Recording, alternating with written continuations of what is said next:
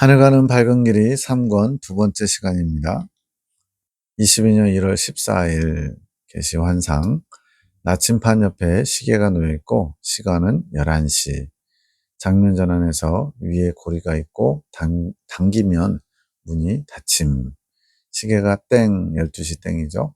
하면 문이 닫힘. 고리를 잡고 있는 게 해골. 정확한 모양은 그릴 수 없지만 대충 나침판이 있고 시계가 있는데 시계가 12시 되면 고리를 당겨서 문이 닫히게 된다. 뭔가 마지막 때 종말의 모습을 가리키는 것 같아요. 에녹자매가 해석합니다. 주님, 이 환상은 무엇인가요? 따라 시계가 11시를 가리키고 있구나. 1시간 남은 거죠. 옆에는 나침판이 있지. 나침판은 어디를 향해 가야 되는지 그것을 방향을 알 때 필요한 도구이고, 시계는 정해진 시간이 있다는 것이다. 그래서 이제 인류 멸망의 시간 그런 시계도 있죠. 그래서 11시 45분 핵무기를 누가 만들었다, 쐈다 그러면 이제 그게 급속하게 빨리 12시를 향해 가죠. 시계는 정해진 시간이 있다는 것이다. 내가 너희 모두를 순리대로 이끌고 있노라. 주님께서 순리대로, 주님이 작정하신 대로, 계획하신 대로 지금 이끌어가고 계신데요. 12시라고 하는 마지막 주님의 심판의 기한, 대환란을 앞두고 있는 목전에서 나를 원하는 자들은 모두 나침판이 이끄는 대로 길을 가며 정해진 시간 속에서 나를 향해 나오게 되는 것이지. 우리가 이게 참 정해진 시간, 내 인생의 마지막 또는 온 인류의 마지막, 세상과 개인의 종말을 잊어버리고 살 때가 많죠. 근데 요즘은 하도 전쟁 소식과 또 여러 가지 악천후 기후들, 재앙들 때문에 이제 조금 사람들, 믿지 않는 사람들도 말씀과 이런 얘기를 하게 돼요. 근데 이런 것들이 이제 또 타성에 젖는 시간이 될 수도 있다는 거죠. 여기저기서 터지니까 이제 별로 이제 그렇게 충격적이지 않은 거죠. 예전에 토막 살인 사건 나면은 제가 한번 그 뉴스를 한번 봤다가 중학교 때인가 며칠 동안 이렇게 그 어떤 장면 비슷한 그런 것이 떠올라가지고요. 몸서리를 쳤던 기억이 납니다. 근데 지금은 토막 살인이라든가 아주 잔인한 그런 것들이 이제 그냥 일상처럼 아무렇지 않은 그게 돼버렸어요. 왜 그럴까요? 타성에 젖은 겁니다. 마찬가지로 주님이 내가 속히 오리라 말씀하셨음에도 2000년 전에 말씀하신 게 아직도 안 이루어졌네. 내 생에 대해는 오지 않겠지. 이러면서 나태하게 그냥 천년만년 이 땅에서 사는 것처럼 그렇게 기독교인들마저도 살아가고 있다는 거죠. 근데 주님은 분명히 말씀합니다. 정해진 시간이 있다. 12시를 앞두고 있다. 나를 원하는 자들은 모두 나침판이 이끄는 대로 길을 가며 정해진 시간 속에서 나를 향해 나오게 되는 것이지. 정해진 시간 안에 있음을 잊지 말아야 되고, 또 방향, 어디로 가고 있는지, 목표점이 무언지, 이거를 알아야 되는데, 주님께서 나침판을 통해서 가야 될 길을 안내하고 계시대요. 나침판은 내가 있는 곳을 알려주는 역할을 한다. 여기서 저 멀리 가는데, 방향 한 번만 잘못 잡아봐요. 예를 들어, 각도기의 1도를 보면, 1도는 시작에서 1m까지는 별로 티도 안 나요. 살짝 벗어나는 느낌이죠. 그러나, 100m, 1000m, 10km 이렇게 나가면요. 10km쯤 가면 아마 보이지도 않을걸요. 양쪽이. 그것처럼 처음 시작은 비슷했는데 나중에는 완전히 다른 길이 될 수도 있어요. 방향을 잘못 잡으면. 나를 원하는 자들은 그 나침판을 사용해 나에게 나오게 되는 것이지. 시간은 흘러가는 것이다. 각자에게 주어진 시간 속에서 얼마만큼 나침판을 이용해서 나에게 나올지는 각자의 몫이다. 주님이 공평하게, 물론 이제 환경의 공평은 아닙니다. 어떤 사람은 태어날 때부터 장애를 가지고 태어나기도 하고요. 어떤 사람은 공산주의 체제에서 제대로 신앙생활할 수 없는 환경에서 태어나기도 하고요. 어떤 사람은 아프리카 부족으로서 이렇게 신앙을 받아들이기 어려운 환경 속에 있을 수도 있고요. 근데 중요한 것은 어쨌든 하나님이 각양 방법으로 원망하지 않도록 주님께서 또 허락하신 것들이 있을 것 같아요. 그래서 환경이 좋다고, 즉 신앙생활을 잘할 수 있는 교회가 많고 목회자나 또 신앙서적을 접할 수 있는 그런 환경이 된다고 해도 그것을 다 잘 활용해서 주님 앞에 나아가는 사람도 드물잖아요. 그런 거 보면 하나님은 각양각색의 방법으로 이끌어 가시는 거죠. 그것은 각자의 몫이라는 겁니다. 11시의 의미는 뭔가요? 각자에게 허락한 주어진 시간이 있다. 여기서는 이제 개인의 종말을 말하네요. 11시라고 해서 어떤 사람을 말하는 게 아니라 그냥 너희 각자의 시간이라고 생각하자꾸나.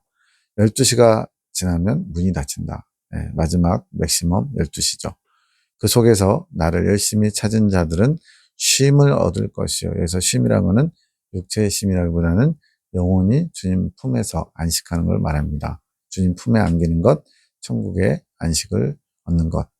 12시가 지나기 전에 그것을 이루지 못하면 어떻게 돼요? 해를 입게 되는 거지. 그래서 해는 두 가지 정도 생각하면 될 것 같아요. 완전히 해를 입어서 지옥에 가는 것도 있고, 또 이 땅에서 주님이 주신 시간을 잘 활용하지 못해서 이 땅에서 연단을 다 마치지 못하고, 즉 천국 갈 준비를 하지 못함으로써 나머지 연단의 분량을 영계에 가서 심판대가 있는 영역에서 당하는 것. 둘 다 해를 입는 거죠. 왜 해골이 문을 닫고 있나요? 해골이 문을 닫는 것은 그 문에 들어오지 못한 자들에게는 더 이상 나의 자비가 흐르지 못하기에 그런 것이지. 해골은 죽어서 남는 뼈잖아요.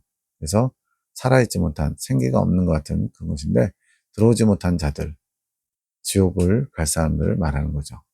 그 안에 들어온 자는 나와 쉼을 얻게 될 것이고 그렇지 못한 자들은 남아서 해를 받겠지. 아까도 말씀드린 것처럼 심판 때에서 나머지 연단을 받는 해도 있고요. 또 그것조차도 되지 않고 지옥으로 멸망하는 해가 있겠죠. 단기도 창조 계시기도 소원장님, 김집사의 영은 알기에 손을 내미는 것. 영이 뭔가를 알아서 손을 내밀고 있대요. 나의 축복이 그를 일으킬 것을 알고 있음. 즉 주님께 손을 잡아달라고 내밀고 있는 그런 어떤 영감, 영적인 건가 봐요. 그래서 주님의 축복을 통해서 일어나도록 손을 내밀어주고 있다는 거죠. 산에서 자는 것은 이제 이게 몇 년 전이잖아요. 22년에 집에서 자면서 송원자님을 아내로서 부부관계 취하고자 하는 그런 욕망들이 있었는데 주님의 뜻을 받아서 따로 산에 그 당시에 이제 나사렛 성전인데 나사렛 성전 옆에다가 조그맣게 컨테이너 박스 같은 걸 놓고 거기서 이제 자면서 또 기도도 하면서 이렇게 주님과의 독대하는 시간을 갖고자 하는 마음 자세를 지금 주님이 기쁘게 보시는 거예요. 산에서 자는 것은 주님 앞에 크게 헌신하는 것이고 자기를 부인하는 것이다. 육체의 즐거움을 취하지 않고 영적으로 주님 앞에 나아가려고 하는 자세죠. 그가 다시 일어설 것이다. 그의 가는 길을 축복하여라. 주님께서 기뻐하시는 거죠. 너의 마음에, 송원장의 마음에 평안을 가지고 가족들을 보살피며 나에게 나올 수 있도록 축복하며 헌신하여라. 지금 군사학교 1기생, 2기생이 다 대부분 가족 관계예요. 한 분만 빼고는. 그러다 보니까 이러한 가족들을 보살핀다는 것이 주님의 뜻을 이룬 건데 이걸 주님은 대기업을 세우는 일이다. 더 구체적으로 말하면 이긴 자가 되도록 이끌어주는 길을 가리키는 겁니다. 지금은 내가 가정 안에서 충성하며 헌신할 때니라. 지금이 본연의 자리로 돌아갈 것이라. 한때니라. 지금 그렇게 가족 안에, 가정 안에 충성하며 보살피면서 주님께서 이루시는 뜻이 있고요. 또 때가 되면 그것에서 더 넓게 확장되어서 가족의 범주를 넘어선 주님의 일을, 사명을 감당해야 될 때가 있다고 말씀하는 것 같아요. 에녹은 이미 나의 안에 거하며 보호함을 받고 있느니라. 송원장님의 영적인 보살핌이 없어도 된다는 의미. 그만큼 많이 성장했고 또 스스로 알아서 주님을 잘 따라가고 있다는 의미죠. 날마다 나에게 의뢰하여라. 내가 갈 길을 밝히며 지도해 줄 것이라. 22년 1월 16일 밤 12시 8분 나의 주를 내가 그의 곁에 서서 배우며 찬송가 가사죠. 송원장님의 영이 찬양하는 가사가 들렸나 봐요. 귀에. 3시 26분에 환상이 보이는데 파란색 큰 대야가 보이고 그 위에 소쿠리가 겹쳐져 있는 것이 보임. 거기에 대한 해석은 지금 없나 봐요. 22년 1월 17일 밤기도 내 딸아 너희 모두에게 전하는 말이니라. 내 아들 딸들아 나의 얼굴을 구하여라. 너희를 정결케 할 나의 빛을 사모하여라. 너희는 그저 나에게 아뢰어라. 나를 붙들어라. 나는 너희가 먼저 모범이 되며 빛이 되기를 원하노라. 다른 사람에게 축복의 통로로 쓰시기를 원하셔서 지금 하늘 군대로 모으신 거거든요. 그런데 내가 먼저 주님의 은총을 받고 주님의 빛을 받아서 변화되지 않으면 다른 사람에게 축복의 통로 역할을 할 수가 없죠. 나도 모르는 걸 남에게 어떻게 전합니까? 나도 경험하지 못한 주님의 사랑을 어찌 전파할 수 있습니까? 그래서 내가 먼저 경험을 해야 돼요. 주님의 빛을 사모하면서. 나는 너희가 먼저 모범이 되고 빛이 되길 원한다. 나는 아직 아무것도 허락하지 않았다. 나는 그저 너희가 나를 닮기 원하는 것이며 나를 닮을 수 있도록 너희를 인도하고 있으며 이끌고 있습니다. 지금 여기서 아무것도 허락하지 않았다는 것은 아직 익은 열매가 되는 것은 허락하지 않았고 그 익은 열매가 되는 과정 가운데 너희에게 요구하는 것은 이것이다 라고 말씀하시는 거예요. 나를 닮기 원한다. 나를 닮을 수 있도록 내가 너희를 인도하고 이끌고 있다. 내 아들, 딸들아, 나를 닮으며 나를 사랑하는 것에 더욱 마음 두기를 원한다. 결국에는 익은 열매가 된다는 건 뭐예요? 주님으로 채워지는 것인데 주님을 닮은 자가 되는 거죠. 겉모양만, 모습만 닮은 척하는 게 아니라 나를 사랑하기를 사모하며 나를 닮는 것에 더욱 힘쓰는 너희가 되기 원하노라. 그러니 너의 목표에 더욱 마음이 있기 원한다. 목표, 예수님을 닮는 것, 예수님의 생명을 내 안에 채우는 것, 소유하는 것. 내가 지금 그것을 원하니 너희도 함께 그 목표를 향해 나아가기 원한다. 내가 너희 모두를 축복하노라. 주님, 아무것도 허락하지 않았다는 것은 무슨 말씀인가요? 위에서 나왔었죠? 우리가 먼저 익어지는 것, 익은 열매. 아직 익은 열매가 되지 않았고, 익은 열매를 향해서 나아가는 것이 주님께서 지금 초점이라는 거예요. 다른 것, 그 어떤 거, 막 주님을 내가 많이 전파하는 사람, 또 뭐 주님께 쓰임받는 사람, 사명을 잘 감당하는 사람, 다 좋아요. 그런데 최종 목표는 익어지는 것, 익은 열매라는 것을 기억하라는 거죠. 그 목표가 흐려지면 열심히 주님의 일을 한다고 했는데 주님의 일이 아니라 자기 일, 자기 만족을 위한 일이 될 수도 있어요. 그래서 주님은 이 익은 열매를 향해서 나아가는 것이 곧 나의 일이고 너희가 그것에 힘써야 된다고 말씀합니다. 22년 1월 18일 하늘군대기도 내 아들 딸들아 너희는 날마다 나를 알아가는 자로서 합당한 자세를 취하고 있느냐. 주님을 알아가는 자라면 지금 너희 모습이 지금 내게 합당하냐 이런 거죠. 나는 너희가 먼저 변화되기 원하노라. 내가 변하지 않으면서 다른 사람의 부족함이나 연약함 지적해봐야 그것은 자기 얼굴에 침 뱉기죠. 도리어 책망거리가 됩니다. 내가 사랑하는 나의 군대들이 먼저 내 사랑을 입기 원하노라. 뭘 걱정하는 거냐? 나는 너희가 보지 못하는 것을 보고 있고 너희가 알지 못하는 것을 알고 있노라. 우리는 한치 앞도 못 내다보죠. 그러다 보니까 당장 어떤 사건이나 상황이 벌어지면 염려하고 근심하고 두려워해요. 이 일이 어찌 되려고 이러지? 이렇게 하면서. 근데 주님은 전지전능하신 하나님, 모든 것을 계획하시고 섭리하시고 당신의 뜻을 이루시는 하나님이잖아요. 그러다 보니까 주님께서 염려하지 마라. 그럼 염려 안 하면 되고요. 주님께서 내가 모든 것을 다 해결해 주겠다 약속하시면 아멘으로 화답만 하면 되는 거예요. 근데 자꾸만 내가 할 수 없는 영역까지, 알지 못하는 영역까지 미리 당겨서 걱정하는 게 우리의 본성이죠. 다른 일을 보지 말고 각자 자신을 돌아보아라. 그 속에 있는 너 자신의 모습을 빗대어 보기 원하노라. 다른 사람 지금 뭐 옳다, 그르다, 뭐 잘못됐다. 그거 하지 말라는 거예요. 판단하는 거 주님이 가장 싫어하시거든요. 네 꼬라지 먼저 알아라. 이렇게 말씀하시는 거예요. 네. 좀 강한 표현을 썼네요. 죄송합니다. 다른 일을 보지 말고 각자 자신을 돌아보아라. 그 속에 있는 너 자신의 모습을 빗대어 보기 원한다. 남을 정죄하지 말아라. 나는 너희를 정죄하지 않았노라. 남을 탓하지 말아라. 나는 너희를 탓하지 않았노라. 그러니까 주님도 우리를 정죄하거나 탓하지 않았는데 우리가 남을 정죄하고 탓한다. 그럼 주님보다 더 높은 자리, 심판자의 자리, 판단의 자리, 재판관의 자리에 앉아 있는 거죠. 그래서 바리새인들이 더 큰 책망을 받은 겁니다. 본인들은 의롭다고 생각하면서 다른 사람들을 아주 우습게 여겼거든요. 그 세리와 함께 그 기도하는 바리새인의 기도가 있잖아요.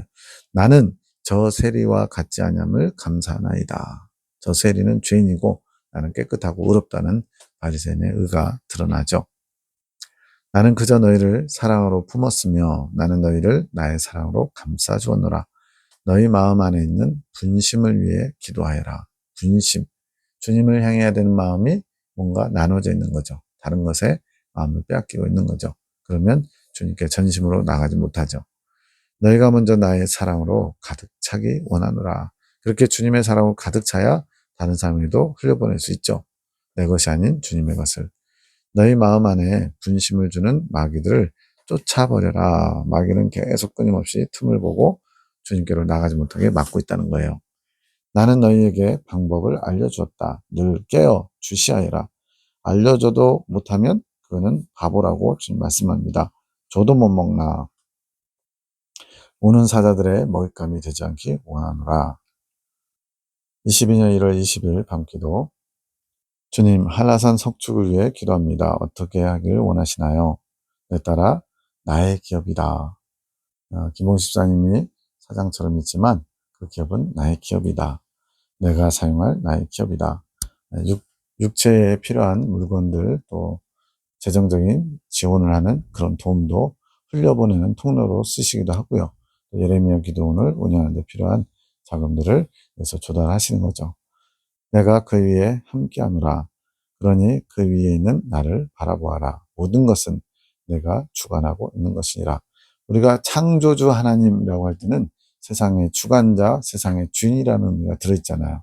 근데도 여전히 우리는 내가 주인인 양, 내가 잠시 주인께 맡겨진 그런 것들을 내 건강, 내 물질, 내 시간, 내 달란트 이 모든 것을 자꾸만 내 것인 양 나를 위해서 쓰려고 하는 이게 중요한 큰 범죄가 되는 거죠. 내가 언제나 함께하고 있노라. 기도하다가 기도가 잘 안 되고 몸이 너무 무거워짐, 뭔가 이렇게 중압감이 생긴 거죠. 그의 무견이라. 바로 봉식사님이 이렇게 한라산석축이 정말로 많은 필요한가 봐요. 예레미야 기도원 운영하는 것이나 또 그 포크레인을 갖다가 2대 정도를 할부로 사다 보니까 기본적으로 한 달에 1,000만 원 정도는 있어야지 운영이 된다는 거예요. 그 이자나 원금 갚는 걸로 400만 원 정도 나가고 그러다 보면 굉장히 압박받을 수 있죠. 왜냐하면 장마 때라든가 겨울에 아주 춥고 이렇게 땅이 얼어붙고 이럴 때는 또 그런 공사일이 별로 없죠. 그러다 보니까 오너로서 책임감이 막 있죠. 또 여러 가지 경제적인 어려움에 대한 염려도 있고 그런 것에 의해서 무게를 짓눌리는 거예요.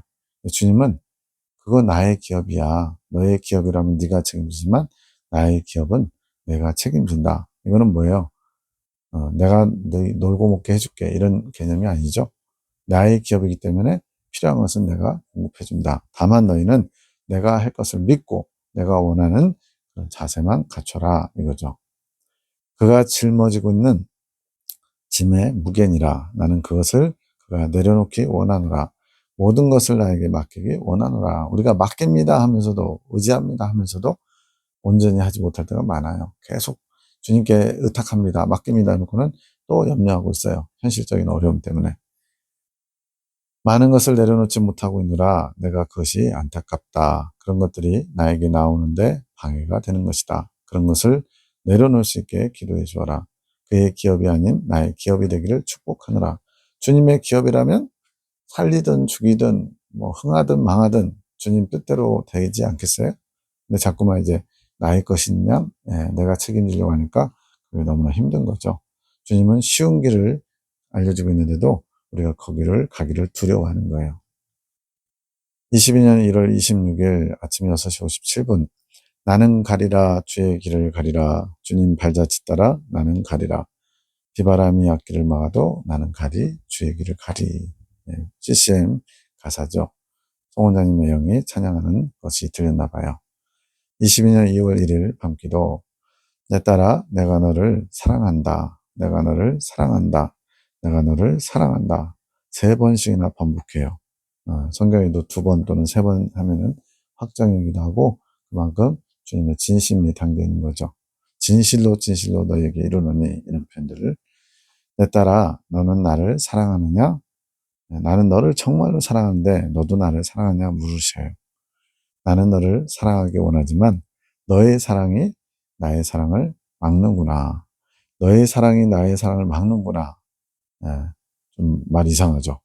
너의 사랑이 나의 사랑을 막는구나. 그래서 이 너의 사랑은 주님이 원하시는 그런 사랑이 아닌 것 같아요. 그러니까 주님의 사랑을 막는 거죠. 예를 들어서 뭐 육체적인 사랑 또는 세상적인 사랑, 또 주님을 사랑하기 원하지만 주님의 방법이 아닌 내가 생각하는 옳다고 여기는 그런 사랑, 이런 것들이 주님께서 기뻐하시는, 또 주님과 잘 사랑의 은밀한 교제를 할 수 있는 그런 사랑을 막는 것이 될 수도 있죠.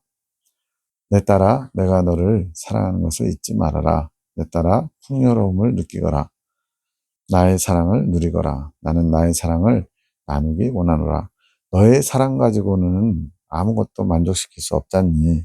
나는 나의 사랑을 너에게 나눠주기 원하고 그 사랑으로 나와 사랑을 누리자. 이렇게 말씀하시는 것 같아요.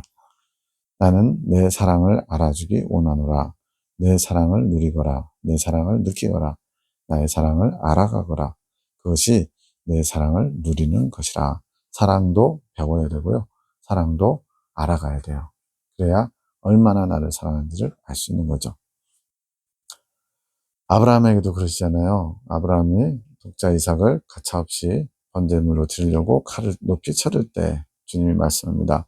아브라함아, 아브라함아, 너의 손을 그에게 대지 말아라. 내가 이제야 진실로 네 아들 독자 이삭보다 나를 더 사랑하는 줄을 알았다. 주님이 모르시겠어요? 근데 그 아브라함의 사랑, 하나님을 향한 사랑을 확인하기 원하시는 거예요. 그러면 사랑은 또한 표현돼야죠. 마음으로만 그냥 사랑합니다 해놓고는 정작 다른 것을 사랑할 수 있잖아요. 그렇게 표현이 돼야 되고, 주님이 인정하시는 그런 사랑을 또 다른 사람들에게도 모범으로 보여주길 원하셔서 이렇게 독자 이삭을 바치라고 하신 것 같아요. 주님, 사랑을 알아가는 것은 어떻게 하는 건가요? 참 원론적인 질문이잖아요. 내 안에 거하라. 내 안에 거하면 나의 사랑을 알게 될 것이며 나의 사랑을 보게 될 것이다. 물론 이제 꼬리에 꼬리를 물고 질문할 수 있죠. 그럼 나의 안에 거하는 것은 무엇인가요? 나의 계명을 지키고 나의 말씀이 내 안에서 양식이 되어 너의 생명을 살리는 그것이 되면 나의 안에 거하는 것이다. 뭐 이렇게도 얘기할 수 있겠죠. 아무튼 주님 안에 거하는 것, 주님의 사랑을 취하는 것, 알아가는 것, 주님에 대해서 관심을 집중하는 거예요. 주님을 주목하고 집중하고, 이걸 또 다른 표현으로 구하고 찾고 두드리고, 이런 사람들에게 주님께서 당신의 사랑을 나타내신다고 약속합니다. 주님, 저에게 주님 안에 거할 수 있게 인도하소서. 내 안에 거하면 나의 사랑을 알게 된다니까 이렇게 기도한 거죠. 내 딸아, 내 안에 거하거라. 나에게 집중하여라. 예. 주님 안에 거하려면 주님께만 집중하라고 말씀하죠. 주님이 아닌 것들을 과감히 버리고 비우고 치워야 돼요. 내 모든 것을 나에게 두어라. 내 안에 가두거라. 너희 눈도, 너희 말도, 너희 모든 행동 하나하나, 마음 하나하나까지 모두 내 안에 두거라. 오직 주님만 있는 거예요. 오직 예수라는 그 표어를 사람들이 참 좋아하죠. 근데 정작 삶에서는 오직 예수를 안 해요. 오직 예수는 그냥 멋진 말인 거지, 정말로 오직 예수, 내 삶에 오직 예수, 다른 그 어떤 것도 필요 없습니다. 가족도, 물질도, 건강도, 명예도, 그 어떤 것도 주님을 대체할 수 없습니다. 이렇게 고백하지만 정작 삶은 그렇지 못하다는 거, 진지하게 나 자신을 들여다봐야 될 것 같아요. 그래야 한다면 나의 사랑을 알게 될 것이고 나의 사랑을 보게 될 것이니라. 분주하지 말아라. 분주하는 것 자체가 뭐예요? 주님이 아닌 다른 것에 마음을 빼앗긴다는 얘기죠. 분심이 생기는 거죠. 나는 너에게 분주함을 허락하지 않았노라. 나는 너에게 내 안에 평안히 거하는 것을 허락하였으니 내 안에 평안히 거하여라. 아무것도 염려하지 말고, 또 급하다고 여겨지는 것, 당황스러운 일들, 그런 거 다 아무것도 아니다. 내 안에 머물기를, 내 안에 나를 집중하며 나만 주시하며 나만을 깊이 묵상하거라. 주님, 그럼 어린이 사경회는 어떻게 하나요? 이제 대사경회가 진행될 때 어린이 사경회도 있거든요. 내 딸아 가거라. 가서 나의 사랑을 전하고 오너라. 내가 흘러가게 하리라. 축복의 통로를 통해서 주님은 당신의 사랑을, 당신의 축복을 흘려보내기 원하세요. 사무엘을 데리고 가도 된다. 어린 사경을 위해 기도하여라. 사무엘이 그곳에 가서 은혜를 받을 수 있도록 기도해 주어라. 옛날 나이로 이 당시에 사무엘이 8살이었거든요. 내 아들의 귀가 열리고 눈이 열리고 마음이 열릴 수 있도록 기도해 주어라. 나의 사랑을 보고 느끼고 경험할 수 있도록 기도해 주어라. 내가 내 아들을 많이 사랑하느니라. 5일간 기도해 주어라. 그것이 나의 뜻이니라. 이제 뒤에 나오지만 이때 어린이 사경에 사무엘이 참석해서 전신갑주에 대한 말씀을 들은 것 같아요. 그 덕분에 전신갑주를 입는 체험을 합니다. 이제 물론 영적 성장론의 전신갑주 개념은 아니고요.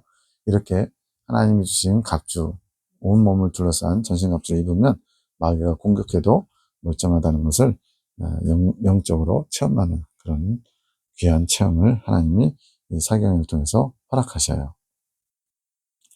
왜 다른 기도는 허락하지 않으시나요? 다른 기도 하지 말라고 그러시나 봐요. 내 딸아, 나의 메시지가 없더라도 나는 너희의 기도를 듣고 있으며 응답하고 있다.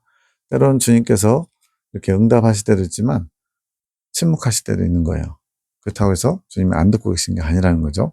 나는 너희의 기도를 통해 일하고 있으니 걱정 말아라. 사무엘은 왜 말씀하시는 건가요?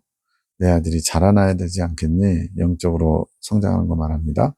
나도 그것을 원하고 있다. 내 아들이 얼른 자라서 나와 대화하고 함께 살아가는 아들이 되길 원한다. 내 딸아. 너무 조급하지 말아라. 모든 것은 때가 있고 모든 것은 나의 뜻 안에서 이루어진다. 주님의 때와 우리의 때, 우리가 기대하는 때가 달라서 조바심하고 낙심하거든요. 주님께서 약속하셨으면 그대로 믿으면 돼요. 설령 내 살아있을 때 오지 않아도 괜찮아요. 주님의 뜻이 이루어지는 것으로 족하면 되죠. 주님의 뜻은 언제나 항상 이루어집니다. 그저 나의 이끔에 순종으로 응하며 내가 이끄는 것에 같은 마음이 되기를 원하는 것이다. 주님의 마음을 품으면 조바심 낼 일도 없죠. 내가 오늘도 모두를 축복한다. 너희의 마음을 내가 다 듣고 보고 있음을 잊지 말아라.